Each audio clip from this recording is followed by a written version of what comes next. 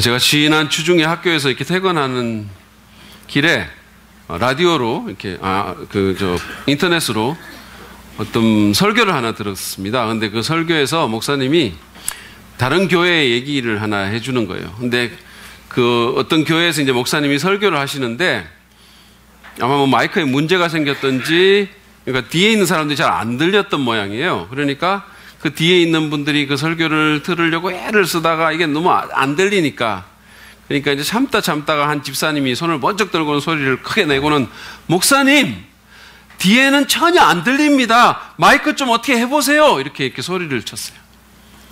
그러니까 그 소리를 듣고 앞에 앉아있는 어떤 여자 성도분이 한 분 앞에 앉아 계신 분이 있었는데, 이분이 이제 평소에도 좀 이렇게 할 말 안 한 말 좀 못 가리고 좀 주책이 있는 그런 분인데, 이분이 그 소리를 듣고는 뒤를 이렇게 돌아보면서, 집사님, 신경 안 쓰셔도 괜찮아요.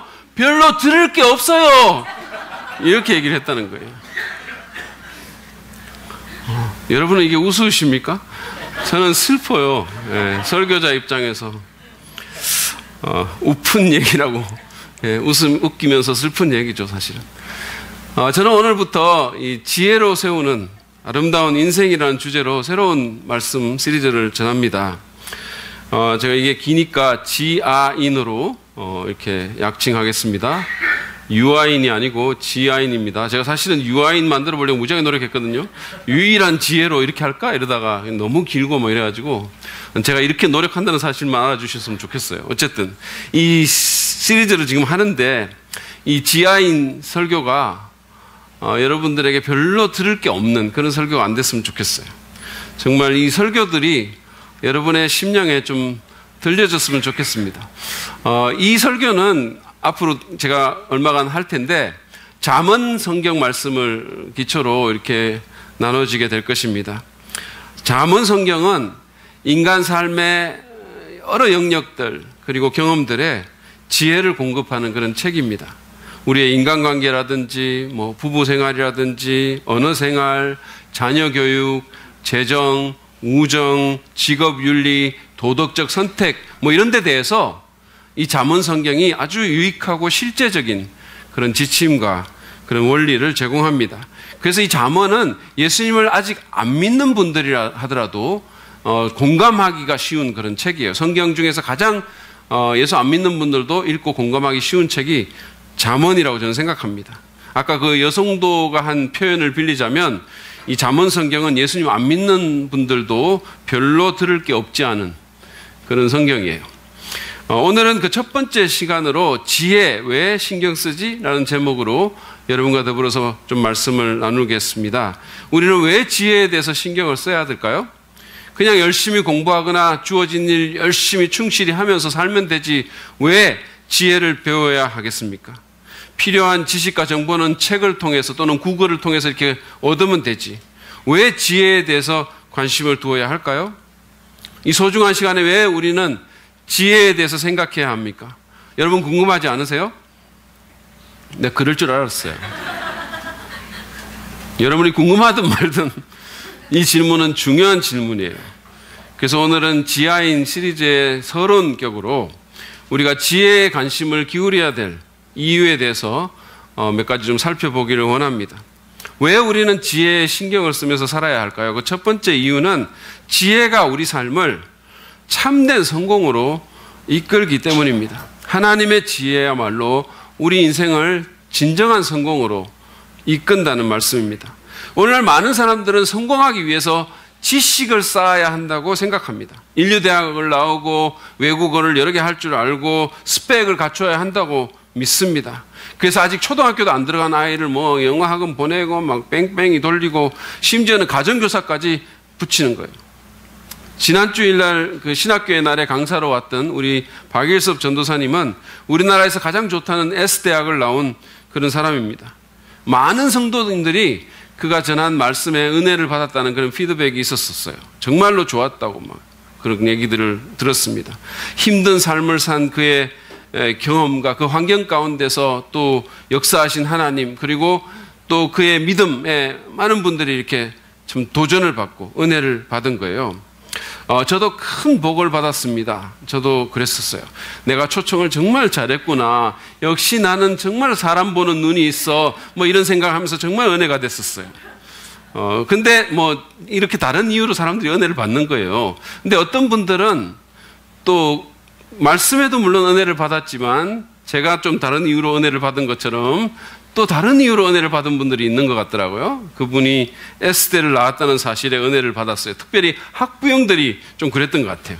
그래서 실제로 그날 3부 예배가 끝난 후에 어떤 학부형 한 분이 전사님한테 와가지고 말씀이 너무 좋았습니다. 전사님 정말 은혜를 많이 받았어요 라고 인사를 한 후에, 그런데 전사님 제가 좀 여쭤볼 게 있는데 어떻게 하면 애를 그쪽 학교에 보낼 수가 있죠?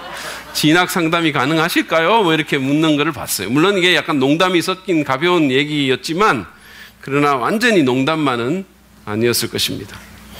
우리는 이처럼 지식과 성공을 연관을 시킵니다. 근데 사실은 지식과 인생의 참된 성공은 별 관계가 없습니다. 실제로 여러분 우리 보지 않습니까? 인류대학 나오고 학교에서 오래 받고 그러면서 인생에서 실패하는 많은 사람들, 똑똑한 바보들이 너무 많은 거예요. 머리는 비상한데 아는 거는 진짜 많은데 바보 같은 선택을 해서 자기 인생을 망치거나 불행하게 만드는 겁니다. 세계 최고의 아이비리그 대학 나와서 연봉은 많이 받을지 모르지만 사적인 삶에서 불행하게 사는 사람들 적지 않아요. 인생 망가진 사람들 적지 않습니다. 제가 대학교 다닐 때 물리학 교수님 중에 한 분은 동부의 명문인 브라운 대학에서 PhD를 하신 분이에요. 이게 아이비리그 대학이잖아요. 근데 이 학교에서 박사 받고 그리고 정말 교수 자리까지 오르느라 스트레스를 얼마나 받았는지 멘탈에 문제가 생긴 분이었어요.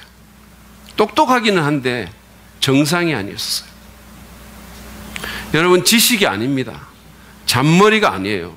사람이나 관계를 조작해서 내 이익을 꾀하는 소위 정치력도 아닙니다.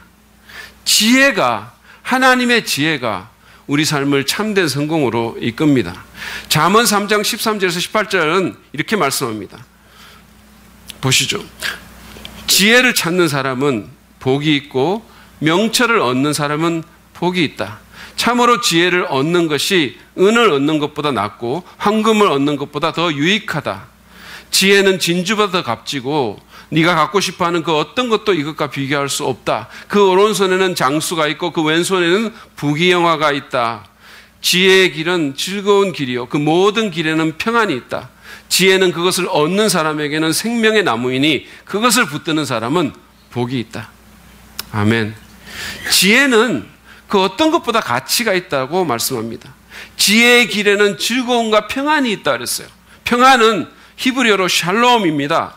샬롬은 평화, 평안으로 번역되지만 풍성함, 웰빙, 행복으로도 번역되는 말입니다. 성경에서 특별히 이 샬롬은 우리 존재의 근원이신, 모든 인생의 생사화복을 주관하신 분이신 그 하나님과의 관계에서, 그리고 또 그 하나님이 만드신 피조물과의 관계에서 완벽한 조화를 이루고 사는 참으로 좋은 삶을 총칭하는 그런 단어가 바로 샬롬입니다. 저는 18절이 특별히 마음에 드는데 우리 18절 말씀 다 같이 한번 읽어보실까요? 같이 읽겠습니다. 시작. 지혜는 그것을 얻는 사람에게는 생명의 나무이니 그것을 붙드는 사람은 복이 있다. 지혜가 생명나무라는 겁니다. 아마 솔로몬은 이 글을 쓰면서 창세기의 그 에덴 동산에 있는 그 생명나무를 생각하며 쓰지 않았을까요? 아담의 인생을 더 생동감 있게 만들고 그 삶의 수준을 한 단계 더 높여줄 그 생명나무, 아담에게 임한 하나님의 모든 축복을 상징하는 생명나무, 지혜가 바로 그것을 얻는 사람에게 생명나무라고 얘기하는 거예요. 선함과 축복의 상징인 생명나무가 지혜라는 겁니다. 그래서 그것을 붙드는 사람은 복이 있다는 거예요. 행복한 사람이라는 것입니다. 그러면 어떻게 지혜가 우리를 성공으로 이끌까요? 그것은 지혜라는 단어의 의미를 생각해 보면 잘 알 수가 있습니다. 지혜라는 단어는 히브리어로 호크마라고 해요. 여러분 들어보셨어요? 안 들어보셨으면 지금이라도 외우십시오. 이거 대사랑빛는 교회 성도님들이 이 정도 히브리어는 아셔야 돼요. 호크마. 따라하십시오. 호크마. 예, 혹시 소피아라고는 들어보셨어요? 예, 소피아라는 말은 그리스어로 지혜라는 거예요. 그래서 필라소피, 이 철학을 필라소피라고 하잖아요. 지혜 사랑, 이게 철학이에요. 예, 이 정도는 알고 안 하셔도 괜찮아요, 사실. 근데 어쨌든 이 호크마라는 단어는 살아가는 기술이라는 뜻이에요. 히브리어로 살아가는 기술, 삶의 스킬이라는 겁니다.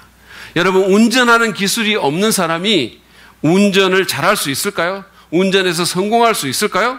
운전 교본을 보고 이론적인 지식만 갖고 있었다고 운전을 잘할 수 있을까요? 그렇지 않습니다. 운전 기술이 있어야 돼요. 판단력과 경험에서 축적된 그런 스킬이 있어야 됩니다. 그런 스킬이 없으면, 그런 기술이 없으면 사고를 내거나 죽을 가능성이 아주 많습니다. 이것은 삶에서도 마찬가지예요. 우리가 잘 살기 위해서 기술이 필요합니다. 내가 가진 지식을 삶의 다양한 영역과 상황에, 경험에 적용할 기술이 필요하다는 겁니다. 어떤 사람이 미국 여행을 하다가 큰 자동차 사고를 냈어요. 차가 폐차가 될 지경으로 큰 사고였는데 거기에 비하면 그렇게까지 많이 다치지는 않았어요. 물론 피가 나고 막 쓰러지고 하긴 했는데 그렇게까지 죽거나 이러지는 않았어요. 그래서 경찰이 오고 앰뷸런스가 오고 막 그랬습니다. 그래서 경찰이 피를 흘리고 쓰러져 있는 이 한국 여행객에게 걱정 어린 표정으로 물었어요. How are you? 근데 이 사람이 미국 오기 전에 한 달 정도 생활 영어를 배웠거든요. 그래가지고 이 사람이 대답합니다. Fine, thank you. And you? 배운 대로 대답한 거예요. 이 사람 지혜가 없는 사람이에요. 자기가 가진 지식을 어떤 상황에 적용할지 모르는 거예요. 이 사람 지금 fine 하지 않아요. 이 사람은 지금 다른 사람 상황 물어볼 만큼 and you 그럴 만큼 여유롭지 않습니다. 그는 자기가 아는 지식을 이 상황에서 어떻게 써야 할지 판단을 잘 못한 것입니다. 성경에서 지혜라는 개념은 판단력, 분별력, 사려 깊음과 연관이 있어요. 한 성경 사전은 지혜를 이렇게 정의합니다. 여러분 잘 보십시오. 지혜란 지식과 이해에 근거하여 올바로 판단하고 최상의 행동 경로를 따를 수 있는 능력이다. 지혜란 또한 하나님의 관점으로 볼 수 있는 능력이다. 그리고 지혜란 때에 맞는 최적의 선택을 할 수 있는 지식과 능력이다. A 학점 받는다고 이런 거 못합니다. 이런 거 자동적으로 할 수 없어요. 여러분, 이런 능력이 있을 때 우리가 성공적인 삶을 살 수 있다는 거예요. 지식과 이해에 근거해서 올바로 판단하고 최상의 행동 경로를 따르고 상황을 하나님의 관점으로 보고 때에 맞는 최적의 선택을 하는 그것이 지혜인데, 그런 게 있으면, 그런 능력이 있으면, 그런 스킬이 있으면 어떻게 성공적인 삶을 살지 않을 수 있겠습니까? 여러분 기억하시기 바랍니다. 지식이 아니라, 잔머리가 아니라, 정치력이 아니라 지혜가 우리를 참된 성공으로 이끕니다. 그래서 우리가 지혜에 대해서 신경을 써야 되고 다른 어떤 것보다도 지혜를 추구해야 한다는 겁니다. 우리는 왜 지혜에 대해서 이렇게 신경을 써야 할까요? 그것은 지혜가 우리를 참된 성공으로 이끌 뿐만 아니라 두 번째 이유는 지혜가 우리를 악에서 보호해 주기 때문입니다. 우리를 악에서부터 보호해 준다는 거예요. 여러분, 지금 우리가 살고 있는 이 세상은 타락한 세상이에요. 아무런 무슨 해도 없고 아무런 악도 없는 그런 이상적인 유토피아가 아닙니다. 따라서 우리는 온갖 악에 노출되어 있어요. 때로는 나의 의지와 상관없이 악한 것이 우리를 침공합니다. 한 번은 제 페이스북에 아주 야한 19금 사진이 떴어요. 제 제자가 카톡으로 연락을 해준 거예요. 그래서 연락이 와가지고 이렇게 써놨어요. 교수님 페북에 이상한 사진이 떴습니다. 교수님의 인격으로 봐서 교수님이 한 짓 같지는 않고 무슨 사고 같은데 바로 빨리 알아보고 삭제했으면 좋겠습니다. 이러는 거예요. 그래서 제가 이 사정을 알아봤더니 며칠 전에 어떤 사람이 저한테 친구 추천 이렇게 왔어요. 그래서 제가 마음이 제가 넓지 않습니까? 그냥 저는 받아주거든요. 그러니까 뭐 모르는 사람이지만 제가 그냥 받아줬어요. 근데 그 사람이 저한테 그 사진을 보낸 거예요. 그래서 바로 그냥 제가 그 사람 사진 친구 삭제시키고 그리고 사진도 지워버렸습니다. 여러분 가운데 혹시 그 사진을 봤으면서도 저한테 알려주지 않고 속으로 의심하고 판단했던 분이 있으십니까? 저를 볼 때마다 비웃고 지나간 분이 있으십니까? 여러분 회개하셔야 되는 거예요. 어쨌든 이것이 우리의 세상이에요. 여러분 우리 자녀들을 한번 생각해 보세요. 그들이 어떤 유혹과 악에 노출되어 있는지를 생각해 보십시오. 그들의 세상에서 돌아다니는 온갖 음란물들과 그리고 욕설과 폭력과 찌질한 어른들과 잘못된 가치관을 여러분 한번 생각해 보십시오. 이것이 우리의 세상이에요. 근데 그게 다가 아닙니다. 우리는 때로는 세상에 의해서 직접적으로 악으로 유혹을 받지만 때로는 어떤 사람들에 의해서 유혹을 받아요. 우리 친구들, 우리 이웃들, 우리 잘 아는 사람들에게 우리가 유혹을 받는 겁니다. 그들은 악한 행위에 참여하라거나 또는 악이 많은 곳으로 우리를 자꾸 이끌려고 노력합니다. 많은 경우에 그 유혹은 굉장히 매력적이고 이런저런 이유로 우리가 거기에 저항하지 못하는 경우가 많아요. 여러분 잘 아시겠지만 저희 집사람은 음식을 그렇게 많이 먹는 사람이 아니에요. 아주 조금 먹습니다. 세모이처럼 먹어요. 제가 볼 때. 근데 하여튼 저희가 교육자들 식사를 하면 아예 요즘은 3분의 1 정도를 들어가지고 아예 들어요. 들어가지고는 허성우 전도사님 이렇게 갖다 줍니다.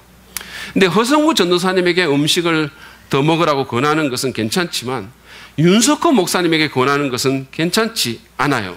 그것은 악으로 이끄는 일이잖아요. 그런데 어떨 때 이렇게 보면 우리 집사람이 허성우 전도사님한테 이렇게 3분의 1을 들어주고 또 좀 남는다 싶으면 윤 목사님한테도 권할 때가 있어요. 그러면서 살살 웃으면서 목사님 드셔보세요 이러면서 막 권해요. 윤석호 목사님이 처음에는 한두 번 거절을 합니다. 근데 그 거절에는 별로 단호함이 없고 진정성이 느껴지지 않아요. 그러면 우리 집사람이 목사님 괜찮아요 그냥 드세요 라고 자꾸 이렇게 유혹을 하죠. 그래도 이렇게 요즘은 이렇게 저항을 해요. 그런데 어떨 때 옆에서 김철기 전사님이 그걸 쳐다보면서 목사님 그냥 드세요 이렇게 슬쩍 거들면 그러면 윤 목사님은 무너집니다. 그냥 무너지는 거예요. 그 순간에 윤 목사님은 자신의 배를 쳐다보면서 우리 집사람을 원수처럼 바라보면서 단호히 거절했어야 했어요. 그런데 정에 끌려가지고 우리 윤 목사님 사람 너무 좋잖아요. 정에 끌려가지고 또 자신의 그 식욕에 끌려가지고 그냥 무너지는 거예요. 세상에는 이처럼 우리를 무너뜨리는 사람들이 너무 많아요.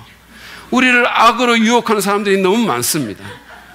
하나님은 우리를 그 모든 악으로부터 보호하기를 원하십니다. 우리를 해치는 물질들, 위험한 관계들, 치명적인 환경들, 우리를 망하게 하는 상황들로부터 지켜주시기를 원하십니다. 그래서 우리에게 당신의 지혜를 나눠주시려는 거예요. 우리가 하나님의 지혜 가운데 행하면 우리는 악으로부터 보호하시는 하나님의 손길을 경험할 수 있을 것입니다.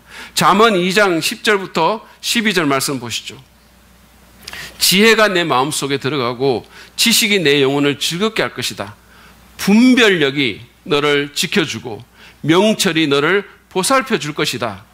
지혜가 악한 사람의 길에서 너를 구하고 겉과 속이 다르게 말하는 사람에게서 너를 건질 것이다.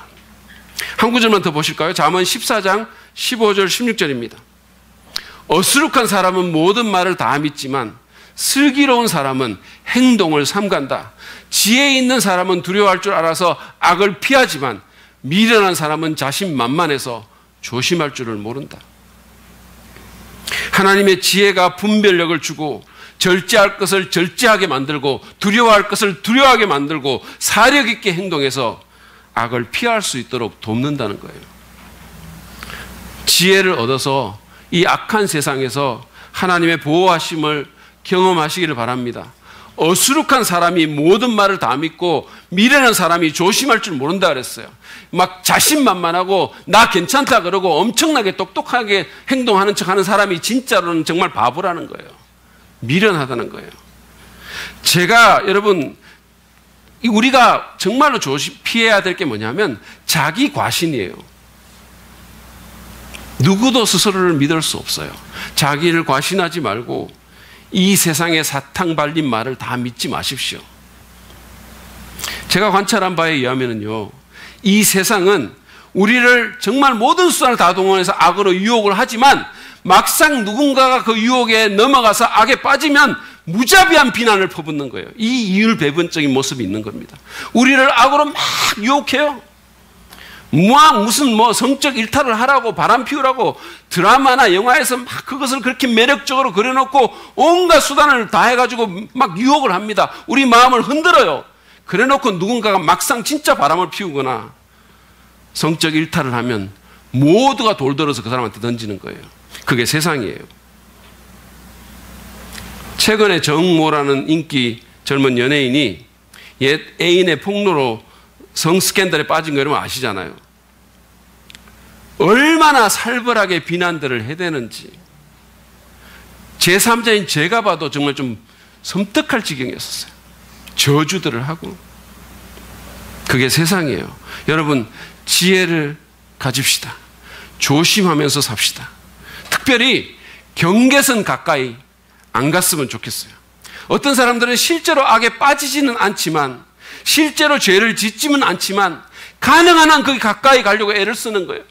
어떻게든 그 가까이 경계선에서 이렇게 있는 것을 즐기는 겁니다. 악을 갖고 장난을 치는 거예요.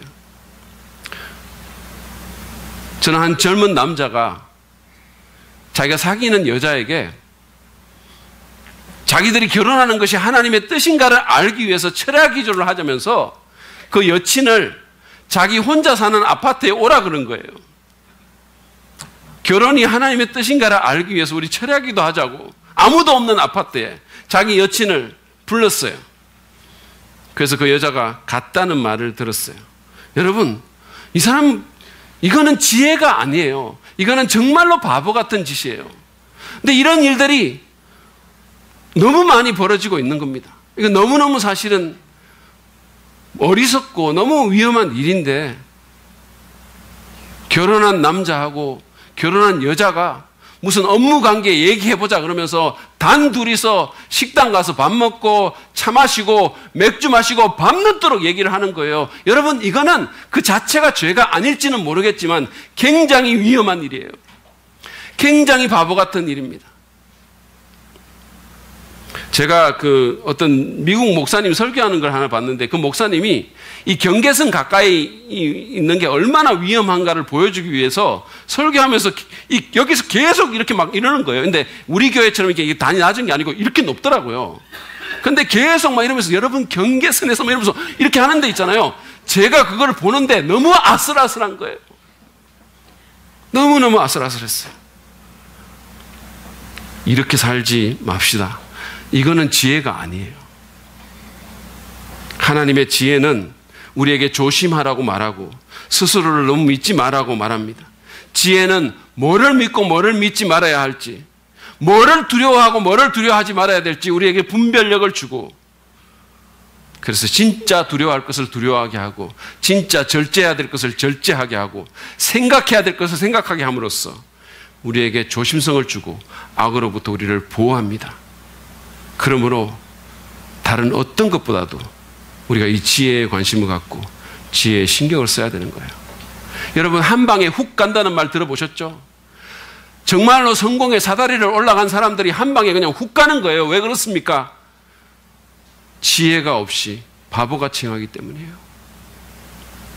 그래서 우리가 지혜를 가져야 됩니다. 그래서 우리가 지혜에 신경을 써야 되는 거예요. 마지막으로 우리가 지혜에 신경 써야 될 이유는 지혜가 우리로 하나님 아는 지식을 더 얻도록 도우기 때문입니다. 지혜가 우리로 하여금 하나님을 아는 지식을 더 얻도록 우리를 도와주기 때문입니다. 저는 이것이야말로 우리가 지혜에 신경 써야 될 가장 중요한 이유라고 생각합니다. 여러분 잠언 2장 2절부터 5절 말씀 보시죠.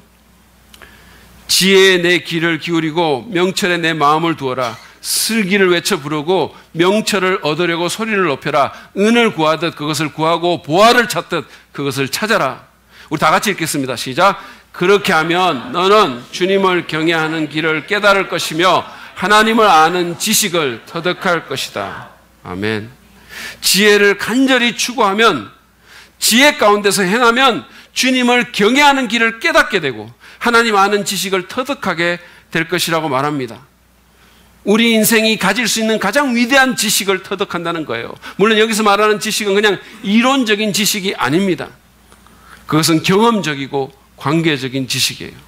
하나님에 대해서 아는 지식이 아니라 하나님을 아는 지식이에요. 하나님이 얼마나 놀라운 분인지, 하나님이 얼마나 크신 분인지, 얼마나 아름다운 분인지, 얼마나 나를 사랑하시는 분인지, 얼마나 내 인생에 의미를 주시는 분인지를 알게 된다는 거예요.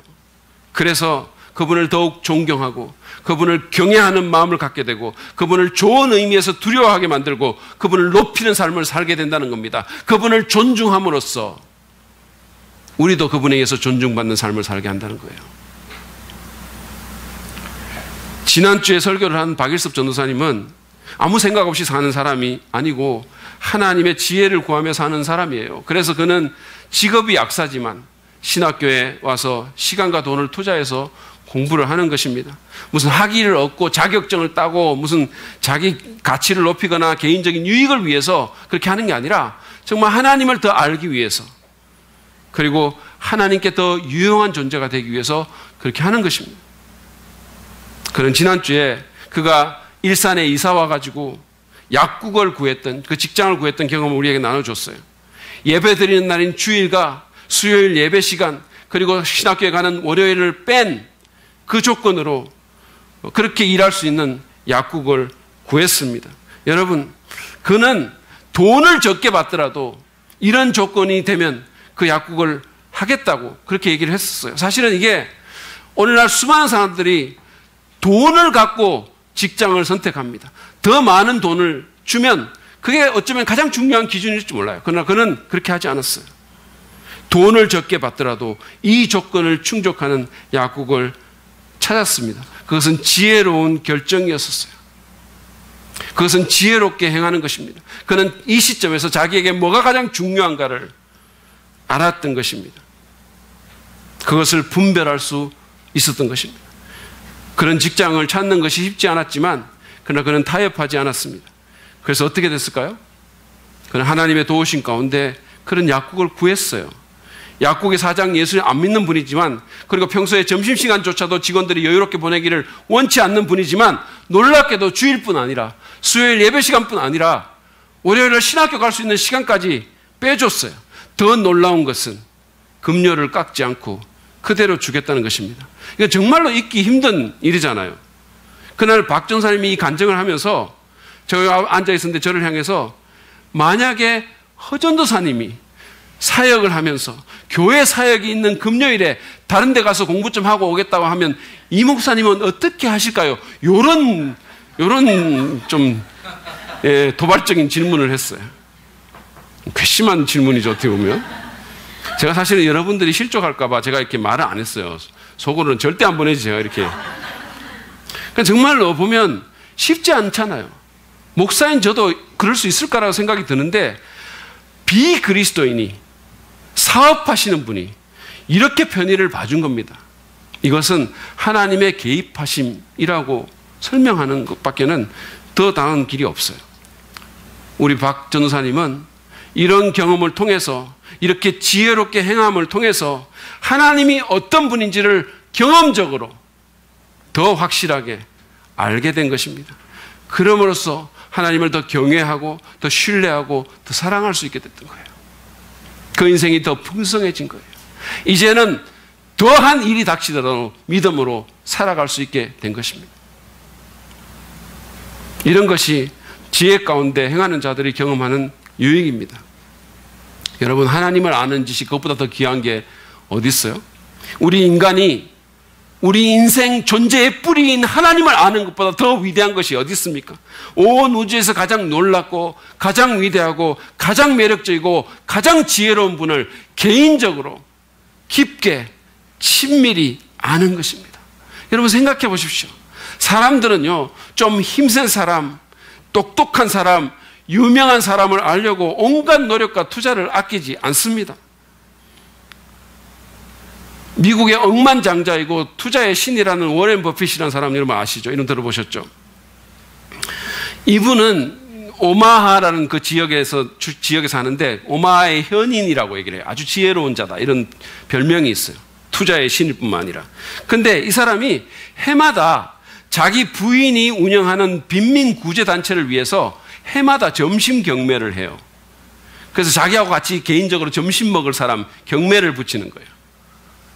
놀랍게도 수많은 사람들이 이 워렌 버핏과 점심을 먹으면서 한 3시간 정도를 보내기 위해서 개인적으로 이 경매에 참여를 하는데, 여러분 경매가가 얼마인지 아세요? 작게는 6억에서부터 많게는 22억이에요. 작게는 6억에서부터 많게는 22억이에요. 이분과 점심 식사하고 3시간 보내는데. 놀라지를 않으시네요. 여러분 속으로 어떻게 생각하세요? 아, 나도 그런 누가 나한테 점심 식사 요청했으면 좋겠다. 나는 한 1,000만 원만 줘도 받겠다. 여러분 이게 놀랍지 않으세요? 이렇게 수많은 사람들이 경매를 해가지고 낙찰가가 20억에 막 하는 거예요. 근데 이 경매에 참여한 가이 스피어라는 투자펀드 회사 사장이 이 워렌 버핏과의 이 시간을 회상을 하면서 자기가 이분과의 개인적인 시간을 통해서 기쁨과 겸손과 배려를 지닌 정말 놀라운 인간인 버핏의 매력적인 인간성을 알게 됐고, 그리고 정말 지혜로운 조언을 듣게 됐고, 흔들리지 않는 양심과 뚜렷한 인생 철학을 지닌 역할 모델을 갖게 됐다라고 얘기를 했어요. 그러면서 마지막 한 푼까지도 아깝지 않은 식사였다 이렇게 얘기했어요. 돈을 수억을 투자해 놓고 마지막 한 푼까지 아깝지 않은 식사였다. 여러분 생각해 보십시오. 한 뛰어난 사람을 아는 것에도 이렇게 투자를 하고 이렇게 가치를 부여하는데, 하나님을 아는 것은 얼마나 놀라운 일입니까? 얼마나 더 가치 있는 일입니까? 그것은 그야말로 우리의 인생을 바꾸는 지식입니다. 스펄전이 말한 것처럼 하나님을 아는 지식은 우리를 겸손하게 만들고, 그래서 정말로 많은 사람들에게 축복이 되는 그런 삶을 만들어주고, 마음을 크게 넓혀주고, 우리에게 크나큰 위로를 준다고 얘기를 했어요. 여러분, 그것보다 더 만족스럽고 경이롭고 우리에게 영감을 주는 지식은 없습니다. 우리가 지혜를 찾고 지혜 가운데 행할 때 우리는 하나님 아는 지식을 터득할 것이라고 오늘 잠언 말씀은 말씀해 줍니다. 생각해 보십시오. 찰스 스탠리가 지적한 것처럼 지혜 가운데 행하기를 구하는 사람은 주님과 자신과의 관계에 대해서 종종 생각할 것이고, 그리고 주님께서 자신의 삶에 어떻게 역사하기를 원하시는지를 묵상할 것입니다. 주님에 대해서 보다 민감해질 것이고, 그분의 손길과 이끄심에 더 예민하게 반응할 것입니다. 그는 주님을 더 기쁘게 하기를 원할 것이고, 그러면서 그분과의 관계에서 더 성장하게 될 것이고, 하나님의 임재를 더 자주 경험하게 될 것입니다. 단순히 하나님에 대해서 아는 것이 아니라 하나님을 더 깊고 친밀하게 아는 위대한 축복을 누린다는 것입니다. 그래서 돈으로 살 수 없는 심령의 평안과 하나님의 은혜와 인생의 지혜를 더 깊게 갖게 된다는 거예요. 그렇기 때문에 우리는 지혜에 대해서 신경을 써야 되고 하나님의 지혜를 배워야 되는 것입니다. 저는 우리가 왜 지혜에 대해서 신경을 써야 될지에 대해서 여러분과 더불어 좀 생각을 해봤습니다. 요즘 이렇게 사람들을 보면요, 돈에 신경 쓰고 무슨 연애에 신경 쓰고 패션에 신경 쓰고 성공과 성취에 신경 쓰고 지식에 신경 씁니다. 그러나 안타깝게도 지혜에 신경 쓰는 사람은 별로 없는 것 같아요. 거의 신경 안 쓰는 것 같아요. 그래서 똑똑한 바보, 예쁜 바보, 성공한 바보들이 너무 많은 거예요. 분별할 줄 모르고 어떤 상황에서 어떻게 행동해야 될지 모르고, 그것이 자기를 해롭게 할 건지 그것이 자기를 유익하게 할 건지 판단하지 못하는 그런 바보들이 너무 많은 거예요. 그래서 많은 것을 가지고 있고 대단한 것을 이루었지만 자신과 다른 사람을 해롭게 하는 그런 선택을 하고, 자기 배우자나 자식들이 부끄럽게 생각하는 일들을 하는 거예요. 공적으로 성공했을지는 모르지만 개인적으로는 불행하고, 소유물은 많을지 모르지만 영혼은 공허한 것입니다. 이제 우리는 하나님의 지혜에 대해서 우리의 관심을 돌려야 할 것입니다. 그리고 그 지혜를 적극적으로 추구해야 됩니다. 왜냐하면 그것이 우리를 참된 성공으로 이끌 것이고 악에서 우리를 보호해 줄 것이고 하나님을 더 알도록 우리를 도와줄 것이기 때문입니다. 그것이 우리의 인생을 더 아름답게 세워줄 것이기 때문입니다. 제가 말씀을 마무리하면서 여러분에게 한 가지 제안을 좀 드리려고 합니다. 지금부터 이 시리즈가 끝나는 날까지, 그러니까 언제가 될지 모르지만 몇 주간에 걸쳐서 제가 이 말씀을 전할 텐데 이 시리즈가 끝나는 날까지 매일같이 잠언 성경을 한 장씩 읽기를 바랍니다. 여러분 잠언은요 31장으로 되어 있거든요. 그러니까 하루에 한 장씩 읽으면 한 달 안에 다 읽을 수가 있어요. 여러분 하시겠습니까? 감사합니다. 그 입을 받습니다. 제가 불광동 교회에 있을 때 그 교회에서는 이제 화요일하고 목요일 날 교역자 기도회를 했어요. 그러면 그 날짜에 해당하는 그 잠언 성경을 언제나 우리가 먼저 읽고 그리고 서로 묵상한 것을 나누는 그런 시간을 가졌어요. 당시에 담임 목사님은 그렇게 해서라도 우리 교역자들이 하나님의 지혜를 얻기를 원하셨던 것 같아요. 여러분 잠언 말씀을 읽으십시오. 그리고 무엇보다도 지혜에 대해서 관심을 갖고 하나님의 지혜를 추구하고 지혜를 달라고 기도하십시오. 분별력을 달라고, 사리를 판단할 수 있게 해달라고, 뭐가 정말 위험한 것인지 뭐가 정말 좋은 것인지 깨달을 수 있게 해달라고, 어디를 가야 되고 어디를 금해야 될지를, 무슨 말을 해야 되고 무슨 말을 삼가야 될지를 알게 해달라고, 지혜를 달라고 기도하시기 바랍니다. 여러분의 자녀들에게도 지식보다는 지혜를 주려고 하시기 바랍니다. 왜냐하면 그것보다 더 인생에 중요한 것은 없기 때문이에요. 그것보다 우리를 더 보호해주고 그것보다 우리에게 더 참된 행복과 성공을 주는 것이 없기 때문입니다. 그것보다 더 만물의 주인이신 하나님을 더 알게 해주는 것은 없기 때문입니다. 그러므로 여러분 지혜를 추구하십시오. 제가 앞으로 계속해서 이 지혜에 대해서 얘기를 할 것입니다. 이번 시리즈를 통해서 하나님의 지혜로 아름다운 인생을 세우시는, 그래서 인생의 참된 행복과 성공을 경험하는 여러분 되시기를 간절히 축복합니다.